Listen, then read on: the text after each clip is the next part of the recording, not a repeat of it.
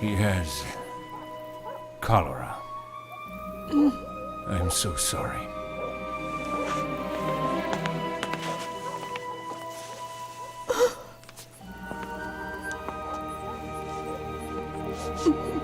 Papa, Mama, listen to me. I had a dream about the future. I will become an engineer, and I will be world famous for my inventions. Nicola, my son, before you were born, I made a solemn vow to God that you would serve him. If he heals you, you will become a priest.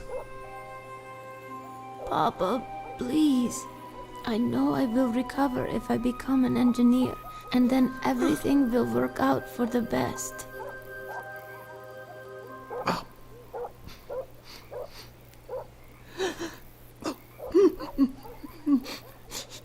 Oh God. Oh God. Please forgive me. I beg of you, forgive me.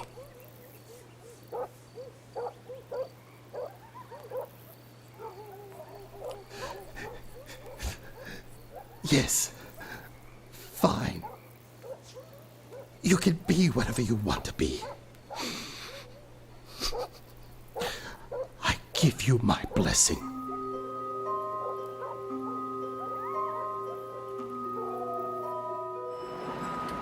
Mr. Tesla, I imagine because you are here now giving me this interview, that must mean you've recovered, thanks to God or someone else.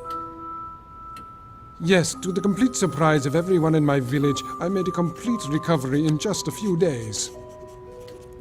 I continued in school, at the Graz Institute and Paris University, becoming a successful electrical engineer. The illness led me to discover abilities I never suspected I had. I started to have these clear visions.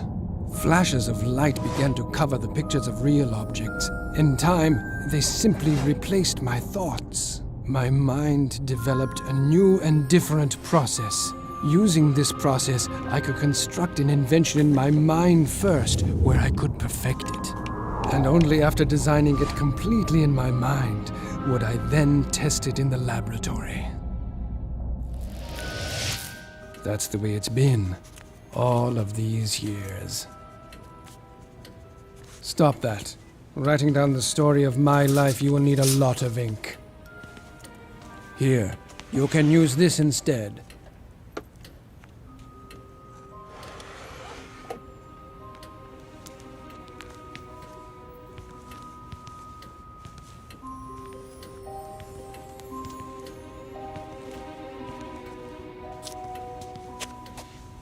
This is a device for recording sound. Quite a great invention. It was not me who invented it, no. It was that damned Edison. Say something. What should I say? Whatever.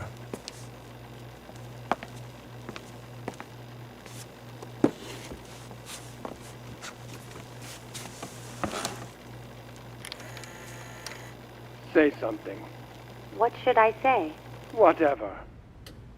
Now, let's start from the beginning. I first met Edison in Paris in the year 1882. I met him because of inept engineers. The Continental Company owned by Edison couldn't finish the construction of a power plant. A plant for the Strasbourg railway station. They promised to pay me $25,000 if I was able to figure out what the problem was. I managed not only to find the defect, but fix it. By spring 1884, the power plant was working. But when the time came to collect the $25,000 they promised me, the board of Continental refused to pay me. They told me that I had merely been a consultant to them. What crooks. I resigned at once. Well, I heard that you actually worked for Edison again after that. Yes, I was a young, vain fool. That first time should have taught me not to get involved with Edison again. I was even offered a chance to go to Russia at that time. I am Serbian. For me, it was more natural to become a Russian than an American. But Charles Batchelor from the Continental Company persuaded me. And do you know what he had to say? He said he knew only two geniuses in the whole world, me and Edison. He promised me the chief engineer position of his company in America. He compared me to the great Edison, who was an idol to me. I was 28 and unemployed, so it didn't take much for me to completely lose my head. Obviously, I agreed. Edison was always a quick thinker. No wonder they called him Big Head behind his back. But he was a man without a conscience. You'll start as a regular engineer. You'll be in charge of fixing the electric motors and DC generators. But Mr. Batchelor promised me that I don't care what he promised you. I employ people and I define what they do in my company, and you, young man, will have to work hard to prove your value to me. Of course, I was never given the chief engineer position. I was an immigrant with 4 cents in my pocket. I had 2 options to choose from. I could beg in the street, or show that man my worth.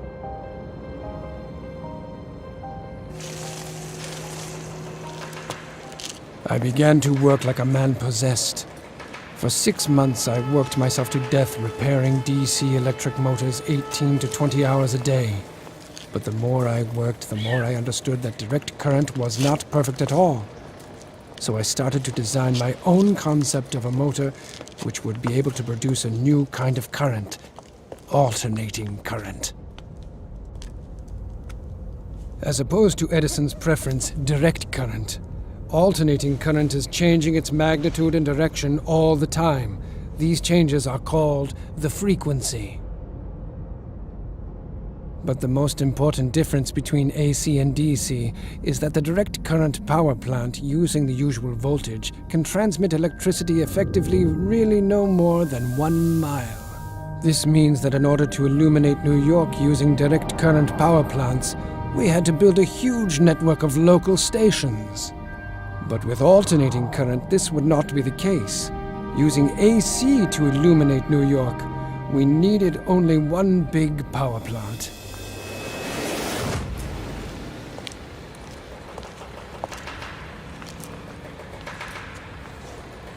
I have been told that you've been working double shifts. Why is that? Can't you keep up with your own job? I can.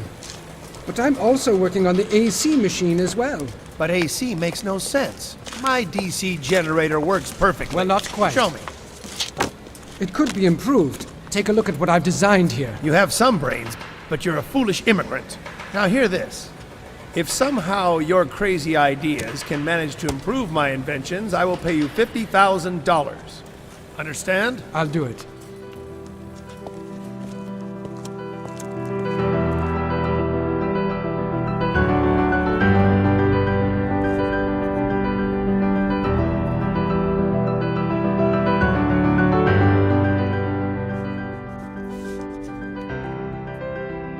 But I didn't give up on the idea of using direct current to generate power. I fully immersed myself into the work and soon was able to present Edison with not 1, but 24 different improved direct current motors.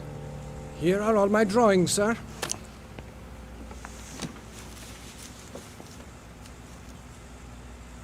Not bad. That is, not bad for an immigrant. So when will I be getting my $50,000? 50,000?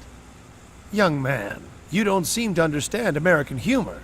Taking into account your efforts, I'm willing to increase your salary from $18 a week to, let's say, $26 a week.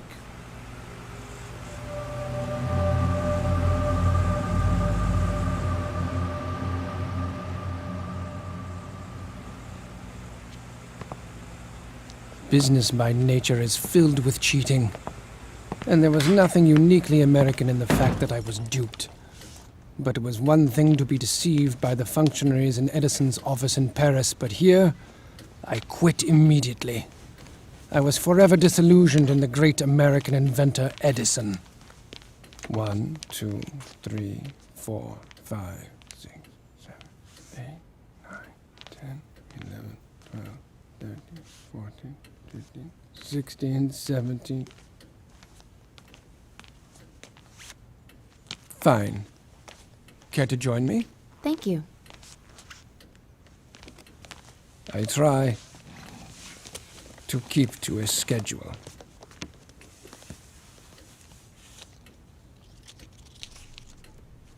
Well, even after you left working for Edison, he said many times that you were only an imitator, that you were unoriginal. Imitator? Not quite. I was always his opponent. I always made other choices. Consider the War of Currents. I must admit, the 2 years after I left Edison were very hard. I had not a penny to my name. I never took money too seriously. I never did, except for at that terrible time.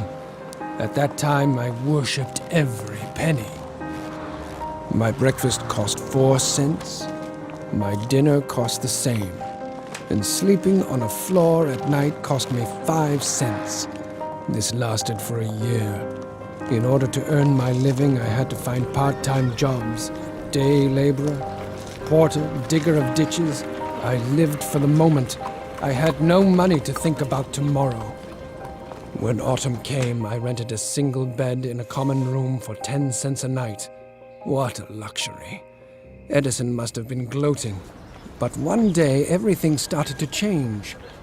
My friend Brown introduced me to entrepreneurs who were interested in electricity, and they invested money in my talent.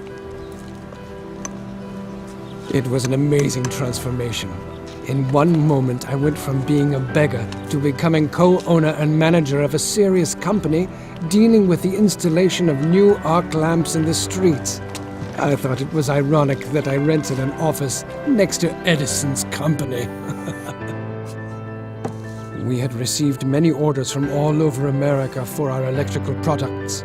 Our business quickly became a success. I created models of generators, transformers, and all the necessary equipment for the operation of two-phase alternating current devices. I believed that alternating current was the future, although to others at that time my ideas seemed absurd. And finally, on the 1st of May 1888, I received 2 patents for my AC generator. The War of Currents had begun. Mr. Westinghouse. Mr. Tesla, I'm so happy to meet you at last. Let's get straight to business. You know the Edison power plants are reliable. However, here's what I need. I need a solution that allows me to transmit electricity over long distances to my power plants. So, you see, currently I am looking for a better engineering solution. Well, I have some ideas here. Edison's direct current power plants dominated the nation's power needs. By 1887, almost 100 DC power stations were operating in America. Direct current has no frequency and doesn't change direction. DC generators can be connected much more easily and were more convenient for accumulating stations, but the DC has one huge disadvantage. Because of power losses in the wires, it is extremely difficult and expensive to transmit its power over long distances. After carefully examining Edison's DC patent, the famous industrialist George Westinghouse came to the conclusion that my AC generators were much more effective. So he offered me $1 million for all the patents I already had, and promised to pay $1 for each horsepower produced by generators designed by me. So I became a consultant for Westinghouse. That day I gave my dear friend Brown a check for $500,000 for everything he did for me. A new era began in my life.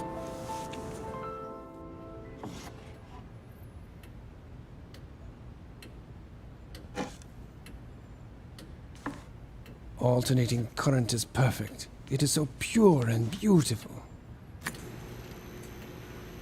It has the unique ability to disinfect any kind of surface, including the human body, killing microbes without causing any harm to the body's tissues. Is that dangerous? Don't worry. You can touch it.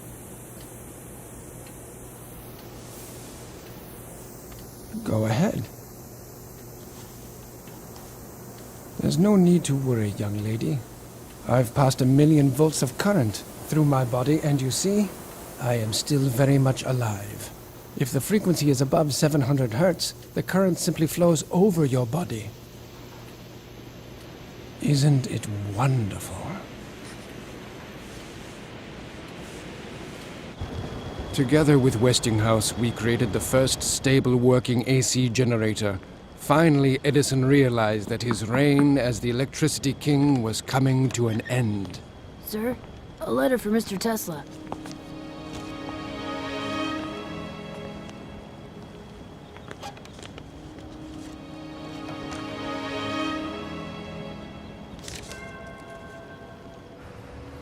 Edison immediately brought a lawsuit against us for infringement on his patents. But of course he lost, as all my inventions were authentic. It was after that that he started to play dirty.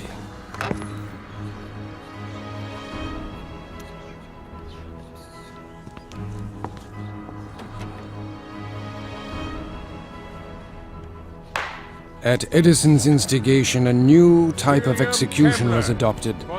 The electric chair. And of course it used my alternating current.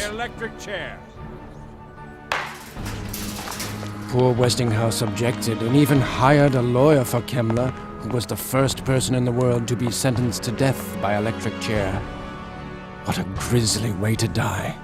Despite all Edison's attempts to discredit my inventions and tarnish my reputation, my alternating current became more and more widespread. Westinghouse and I were gaining ground in this war of the currents. But the sweeping success of AC played a cruel joke on my benefactor and supporter, Westinghouse. One day, his investors remembered about the agreement I had made with Westinghouse. He was obligated to pay me $1 for each horsepower generated by alternating current. By that time, there were so many AC generators, I would have received $12 million and been one of the richest men in the world. But the man who believed in me and in my alternating current would go bankrupt. So I tore up my contract with him. Westinghouse had to continue his fight for alternating current. That crazy Edison wouldn't leave us alone. He wanted to prove that our AC was worse than his DC so much that he filmed animals being brutally killed with alternating current and then showed these movies to the public. Yes, I remember in 1903, that poor elephant, Topsy. He electrocuted her to death. The soup is cold, and Edison lost anyway. In the end, you know what he did? He started producing his own AC power generators. And there have been no direct current stations built in 20 years. So, I won.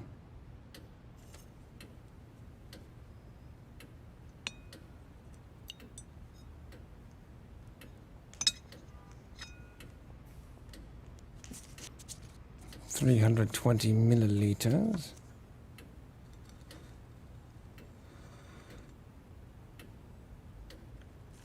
Plus or minus 15. Average of 2 by what are you doing? circumference. Well, it's a strange thing. But I can't really enjoy my meal if I don't know the exact amount of food which I'm going to eat.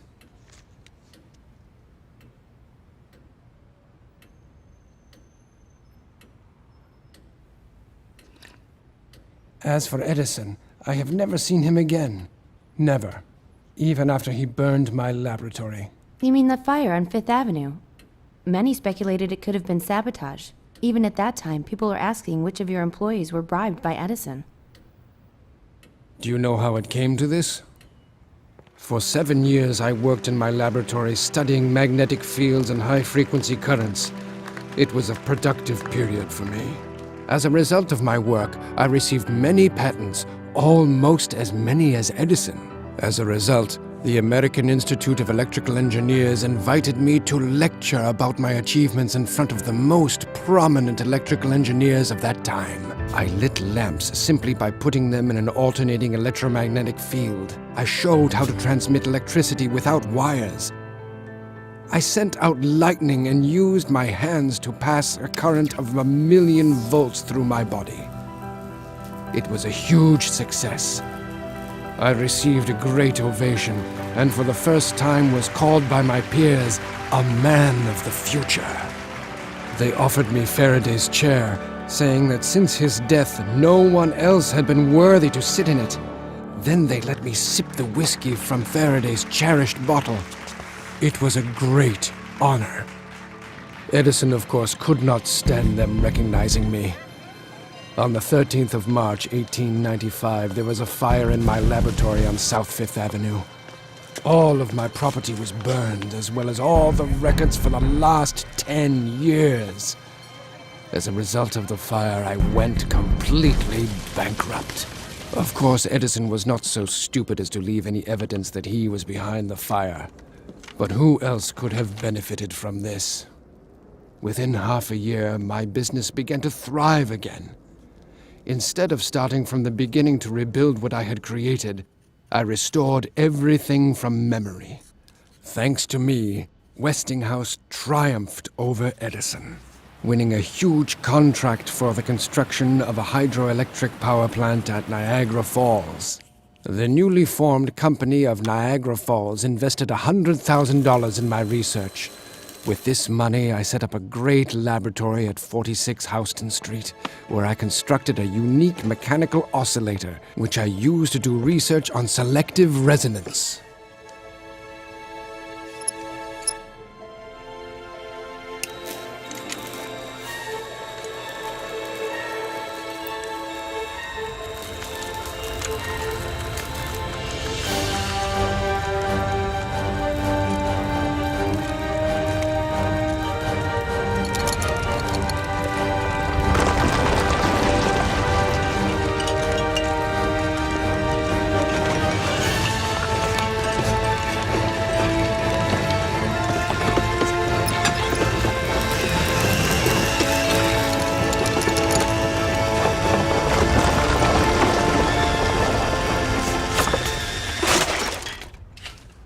I could destroy the Brooklyn Bridge in a couple of minutes. That's what selective resonance means. It's possible to destroy any object you choose with a stationary, uniform vibration. The whole block of buildings was almost demolished. I've read about an earthquake that occurred in New York in 1898. You're saying that you did it? Or perhaps it was just a coincidence. Oh, what a wonderful place it was, my laboratory at 46 Houston Street. Time flew very fast there.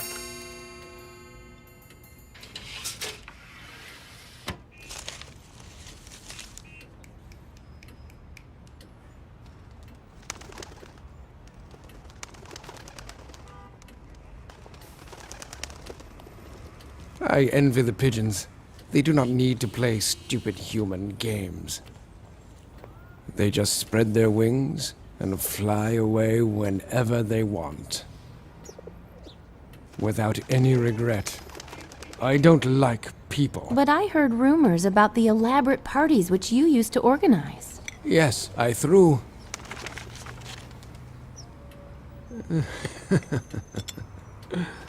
I threw great feasts, which were attended by the most interesting people of the time. Brilliant, famous people. Kipling would read his poems to us. Mark Twain would make everyone laugh with his famous stories. Dvorak played piano.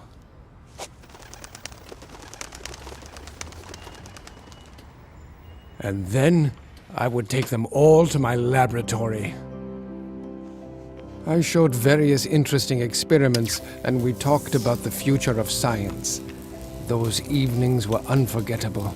I met most of these people thanks to my friendship with Robert Johnson, the chief editor of Century magazine, and his wife, Catherine. Catherine and I became great friends because we shared a great love of poetry. I never met a woman with such exquisite literary taste. Together, she and I even translated and published a collection of Serbian poetry. But the poetry we were most impressed by were the poems of Jovan Zmaj.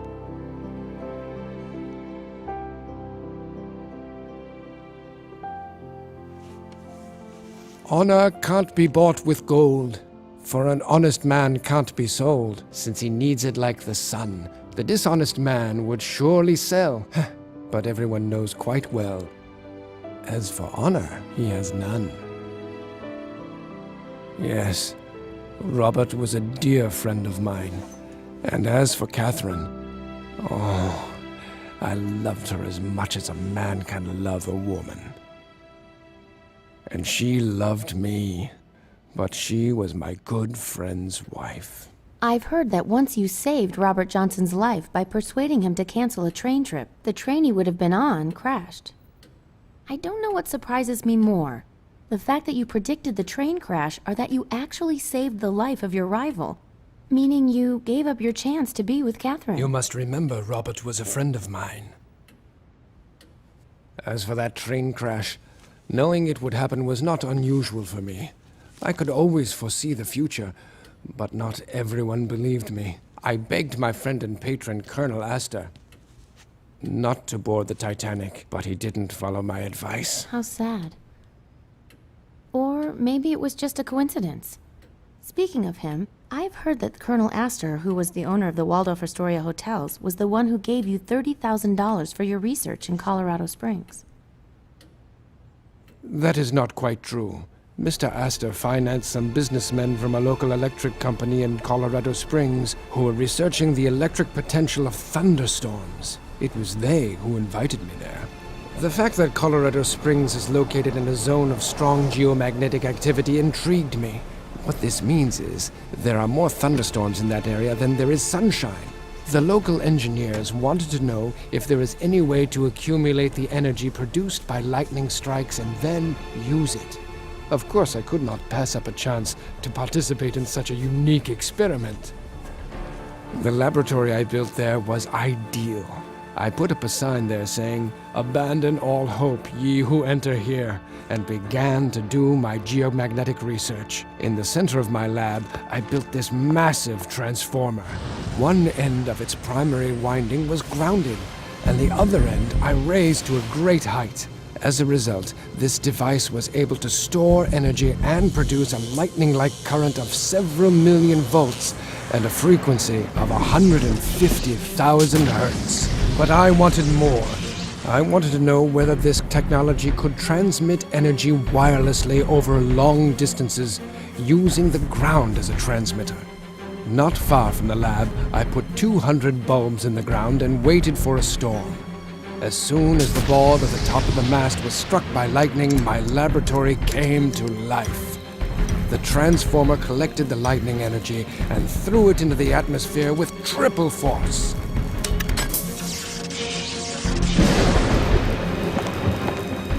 Try to imagine it. I had created man-made lightning that was 40 meters long.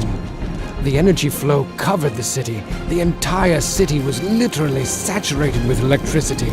I didn't expect such an effect, but my theories had been proven. I was able to transmit an electric charge wirelessly across the ground. 200 bulbs were lit at a 25-mile radius from the Tower Razam. Unfortunately, the local power station was not ready for such a large-scale experiment. The city's generator simply burnt out. After that incredible experience, I wrote an article about the possible uses of currents transmitted by high-frequency standing wave energy. This had practical application for lighting, heating, the control and movement of electric transport. Electricity could be used everywhere. It could be transported through the ground, in the air, used for automatic machines. The wireless uses of electricity are endless. Yes, I remember reading it. There were so many fantastic predictions. How to harness energy from the sun, aluminum, the metal of the future, using the Earth's internal heat, transfer of electric power anywhere in the world without the use of wires, interplanetary radio communications. It was that article I wrote that caught the eye of the well-known banker and industrialist John Pierpont Morgan. And he decided to meet with me. Imagine how much benefit wave energy could have for mankind. That sounds interesting. I want you to work on the development of radio communications. I need a cheap but reliable connection that will work so I can communicate over long distances. To get you started, I'll give you $150,000 to cover your costs of research. After that, we'll talk. Radio. What mediocrity. But I agreed to what Morgan asked of me. to have the opportunity to continue working on the wireless transmission of electricity.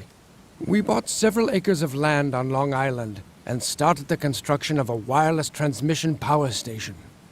It was a 57-meter tower frame with a steel shaft that went deep into the ground. A huge copper hemisphere which worked as a powerful amplification transmitter was installed at the top of the huge structure. The idea for the project was to use the resonant buildup of the ionosphere. I was sure that I could accumulate the energy extracted from the air anywhere in the world and use that energy in any kind of form, as an explosion of thousands of bombs or a man-made aurora borealis. I lit the sky for thousands of miles. However, Morgan, that blind man, wasn't inspired. There's something I still don't get. How can we use your light show for the purpose of transmitting radio signals? I'll explain, sir. The real future use of this experiment is As you know, communicating by Marconi means... sent radio signals from England to Canada 5 years ago. I invested in you because I knew about your outstanding abilities. But after what I've seen today, I still need a radio. Mr. Morgan. Sir.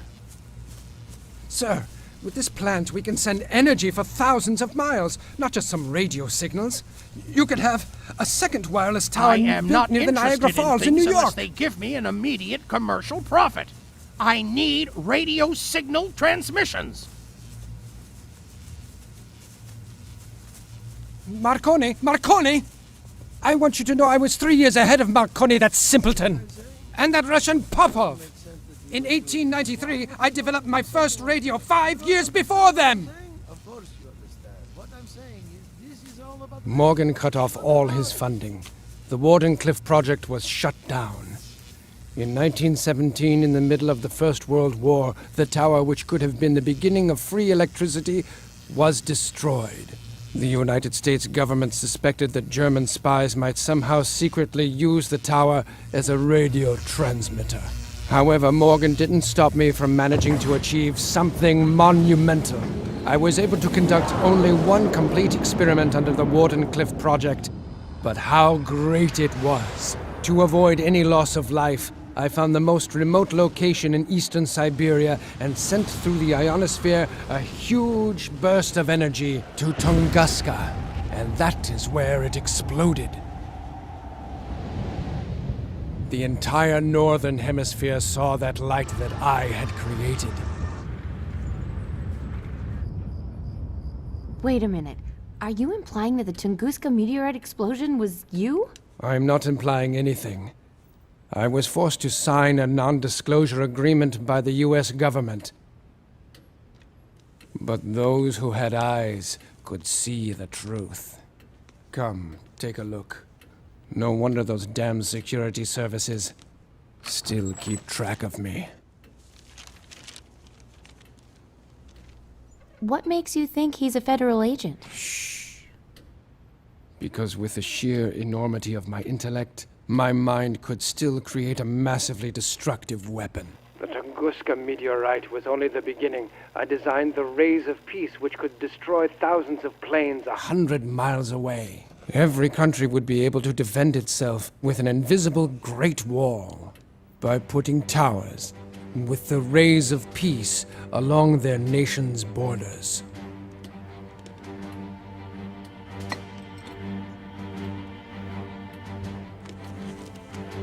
Of course, the military would give anything to get their hands on my rays of peace, so they could turn them into rays of death.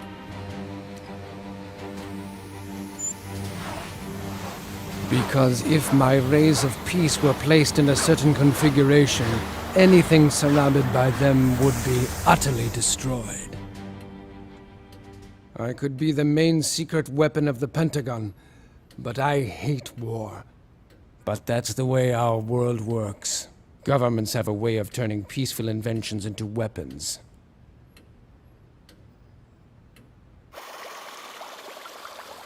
I was the one who invented the ability to control ships and airplanes by radio frequency. I introduced the first radio-controlled ship in 1898 during the New York Electrical Exhibition. Once I had perfected this technology, I brought about the era of larger, more practical toys.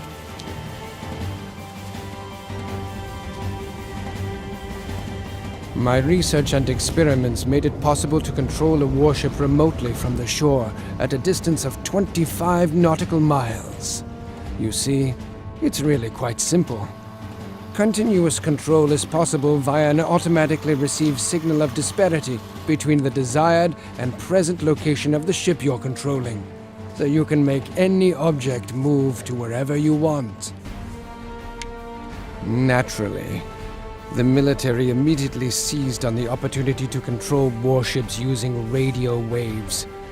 Since that time, the Pentagon has kept their eye on me. It is impossible to refuse them. At their request, I invented a radar locator to detect enemy submarines. Originally, I designed this instrument to search for minerals. I had other great ideas they could use. I was able to generate powerful electromagnetic fields that bend light and radio waves around any object, making the object completely invisible. This project was called Rainbow, but I doubt whether you have ever heard of it. The military can keep its secrets. I hate the military. They enjoy spilling blood too much. I'd really like to do something for ordinary people. But regrettably, they're not ready for my inventions.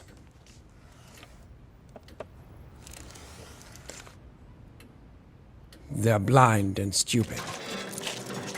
Once I decided to prove to the general public that energy is present in the air, so I designed and assembled an 80-horsepower alternating current electric motor. Then I installed it in a new car, replacing the gasoline engine as its power source.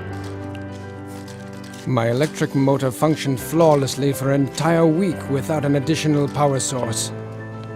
It also accelerated the car up to a speed of 150 kilometers per hour. But to my great surprise, none of the entrepreneurs or the public were interested in my invention. It was astounding. Was there really no one who would be interested in something that cannot be sold? Because people would never have to pay for energy from the air.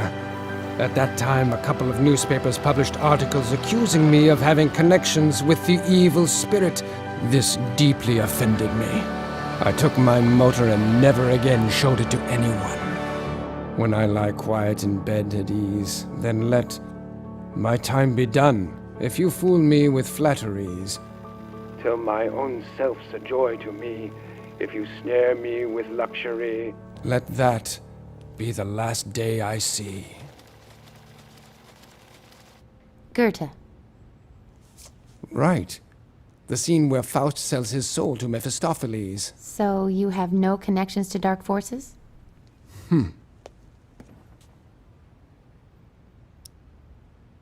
I often find myself quoting Faust. He thinks as I do. We are both ready to give everything we have for nature's secrets. Because of this, when I am reading Faust, it helps me to think.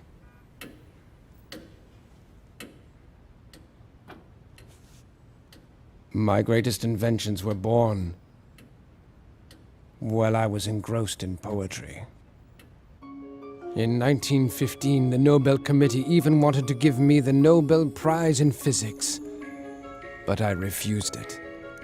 The reason? They wanted me to share it with Edison.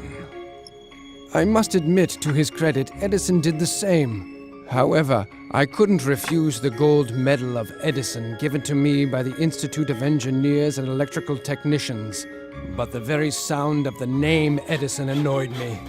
So I cut the medal in half and used the gold to pay 2 of my secretaries for their work. Can I take the dishes and clean the room now? Take the dishes away, and leave us immediately. I can't stand earrings, especially pearls.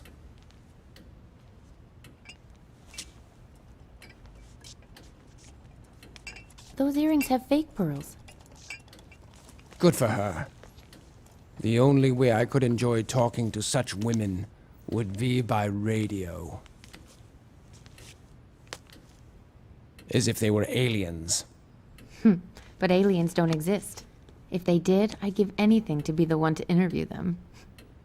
They do exist. I have talked to them.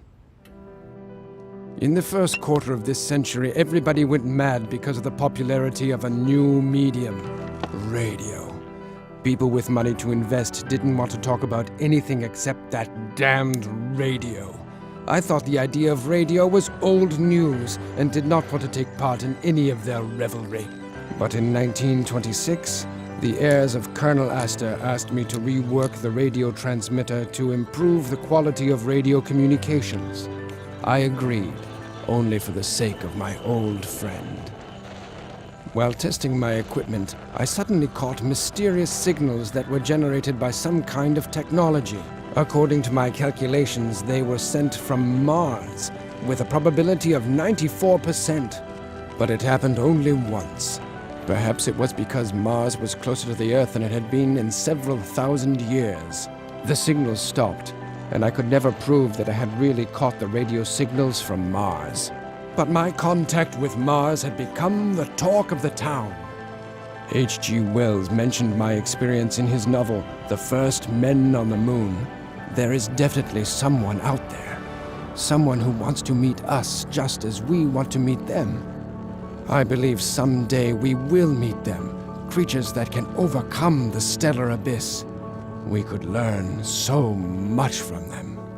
Unless, of course, they rip our guts out first. All of us are predators in this universe. You, me, the cat.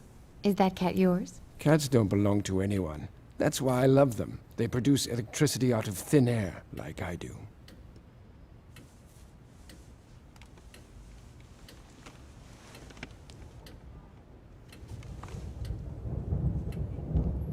And like myself, cats have a free spirit.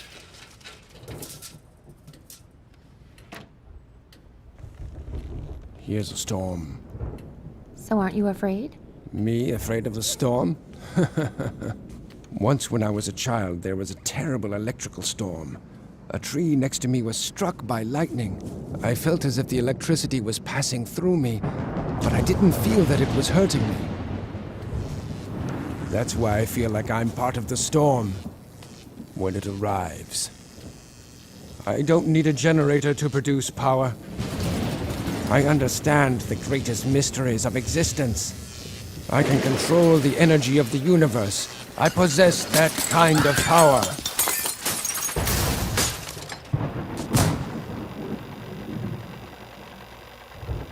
Well, now I'm sure the hotel staff will come.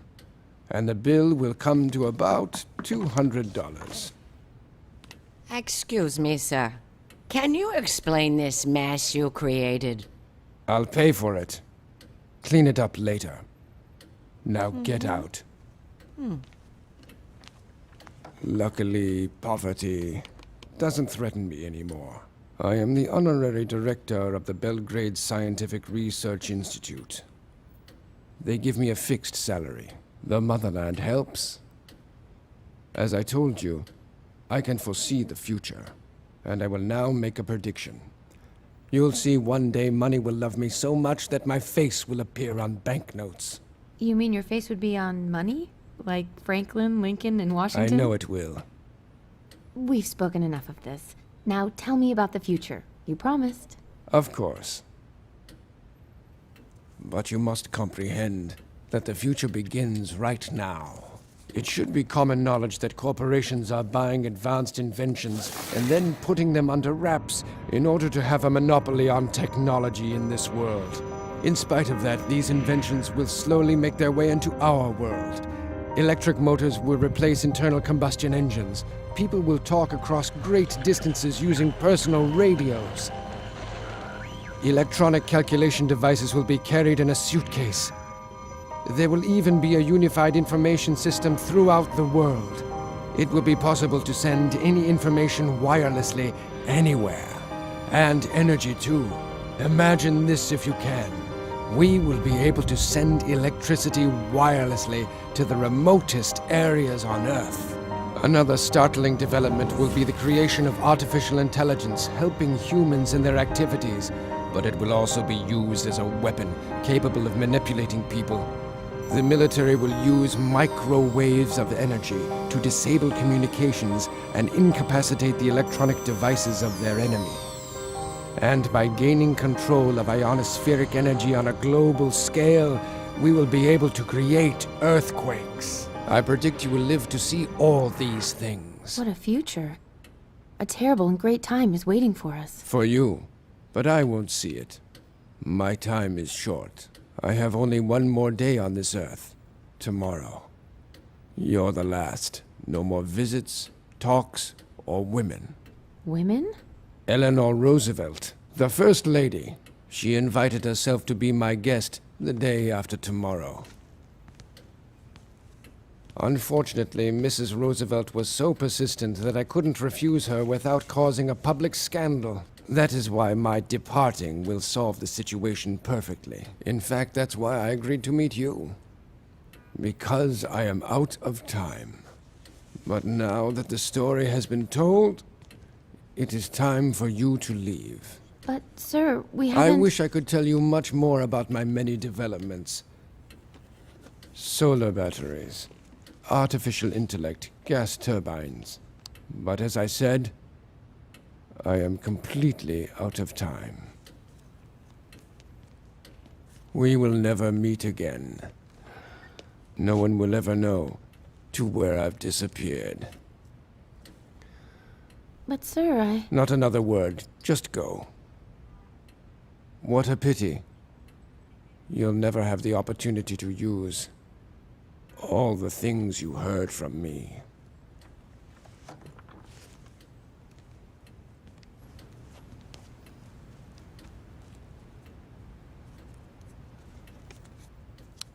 When I lie quiet in bed at ease, then let my time be done. If you fool me with flatteries, till my own self's a joy to me, if you snare me with luxury, let that be the last day I see.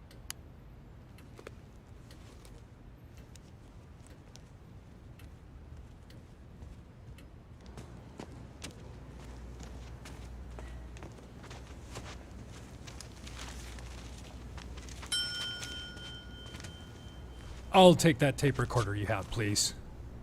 What gives you the right to demand this of me? I'm protected by U.S. law under the Freedom of Information. Actually, that's not true, ma'am.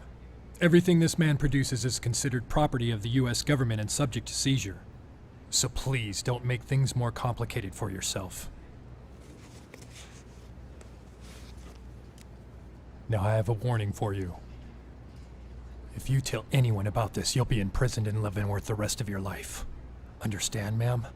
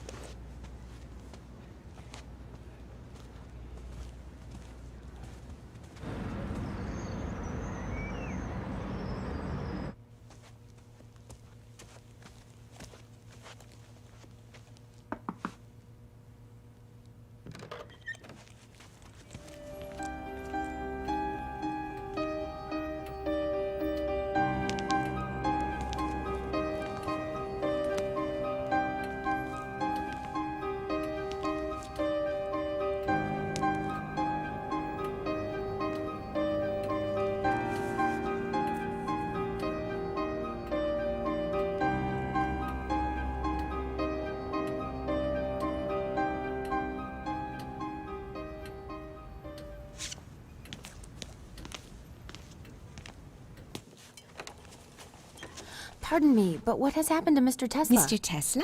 He lived here, in this room. No such person ever lived in that room.